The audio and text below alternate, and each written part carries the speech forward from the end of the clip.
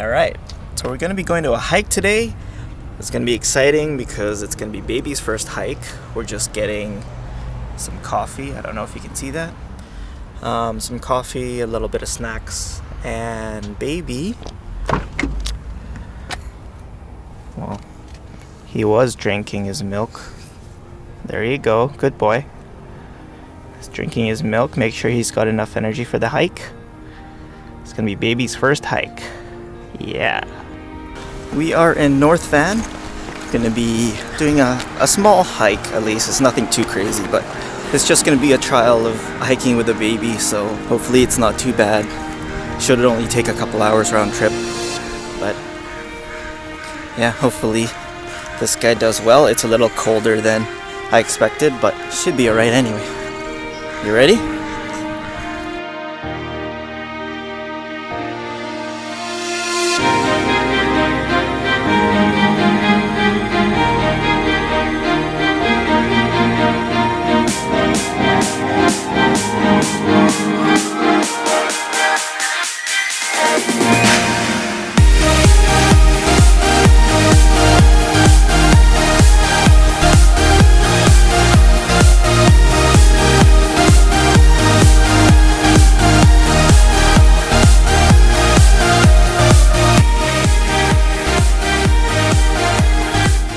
I just wanted to go over some tips or advice about hiking with a baby that might help others when considering their first hike. For a first hike with a baby, we just try to find some low intensity hikes. Of course, this depends on your fitness level, and there are always flat trails to take the baby on, but I was itching for some elevation. That's why we settled on Quarry Rock in North Vancouver. If you're looking for hikes or trails and live around the Vancouver area, Google will bring you to a few great sites which will let you know the intensity of the hike. You can also read the comments, which will give you further insight into the hike. So we wanted to start the hike as early as possible since it's quite popular, especially on weekends. This was the hardest part. We wanted to be in North Vancouver by 8:30. Now baby usually wakes up at 6 or 7 to eat and will usually go back to sleep at 8 or so. If we wanted to get there by 8:30, we would have to leave latest at 8 o'clock. That morning, baby didn't wake up at 6 or 7, and by 7:50 we had given up on our hopes of being there early. Fortunately, just after 8 he started waking up. We quickly changed his diapers and his clothes and left the house. We figured that he would also be able to nap on the way there and get a little bit more rest. The lesson here, just be flexible and plan around your baby's schedule, but also be prepared to change that schedule. Make sure you bring layers for the baby. This is self-explanatory.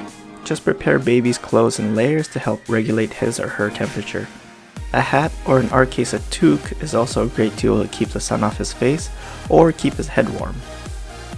One thing we could have done was bring a couple toys to keep baby happy when he gets cranky. We had a couple of his toys with us, but we ended up leaving it in the car because we figured it was such a short hike and he wouldn't need them. Sure enough, he was perfectly happy looking around at the trees and his surroundings. We didn't bring any sunscreen with us since we knew the whole hike would be shaded. This is where that previous hike research comes in handy. And as far as bug repellent goes, I'm not too keen on using it on baby unless we really had to. We just made sure he had minimal skin exposure. Before going on this hike, I had considered getting a big child carrier, you know, the ones with the big frames, but then reconsidered it because it seemed like overkill for such a simple hike. I would say just get something comfortable. We just had a regular Infantino baby carrier, which was sufficient while I was wearing baby up front. However, during our descent when I was wearing baby on my back, I found that he needed a little bit more support on his head because he ended up falling asleep and his head seemed to keep flopping backwards. On the hike we saw quite a few parents with their kids, some wearing just cloth carriers like me, and others wearing bigger framed carriers. From what I saw, the bigger carriers looked the most beneficial with the young children who could at least make part of the ascent themselves, but would need some help later on. Because of the weight, the big carrier seemed like the most comfortable option for both the child and the parent. Of course, remember to pack baby's food, milk, and diapers, along with your own snacks and water. If you're in a longer hike, it's a good idea to simply take turns wearing the baby. For us, this wasn't necessary because it was a short hike.